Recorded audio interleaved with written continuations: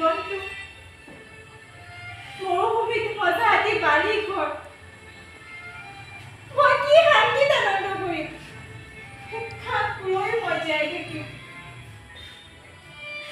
ভগৱানে জানো মোৰ ওচৰত কিহৰ প্ৰতিশোধ ল'লে? কেতিয়ানো জীৱনৰ প্ৰদীপ গছি জ্বলি উঠিব আমাৰ যুগ্ম জীৱনত। মই জানো মানে তুমি যে বহুত কষ্ট দিন কটাইছা, সেইটো মই পদে পদে উপলব্ধি কৰিব পাৰিছোঁ। পৃথিৱীৰ প্ৰত্যেকগৰাকী নাৰীয়ে বিয়াৰ পিছত সপোন ৰচনা কৰে পুত্ৰ কন্যাৰে এখন সুখৰ সংসাৰ।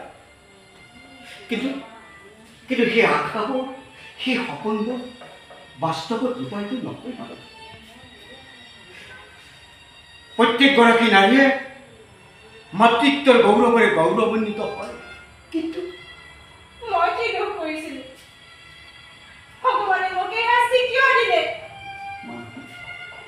ভগৱান, তুমি ইমান নিৰ্দয় নিষ্ঠুৰ কিয় প্ৰভু? কিয়? নাপায় মানে নাপায়, ভগৱানক তেনেকৈ ক'বলৈ নাপায়। তেওঁৰ ওপৰত আমাৰ কাৰো অধিকাৰ নাই, কাৰো। তেওঁৰ ওচৰতে সদায় উচিত বিচাৰিব। তুমিয়ে কোৱাচোন, এই বয়সত কোনে বাৰু সন্তানৰ মুখ চাব নিবিচাৰে? এয়া হয়তো আমাৰ পূৰ্বজন্মৰ পাপৰ প্ৰায়শ্চিত্ত, যাৰ কাৰণে তুমি আৰু মই, আমি দুয়ো একেলগে কষ্টত ভোগ কৰিবলগীয়া হৈছে। ময়ো এদিন সপোন দেখিছিলোঁ,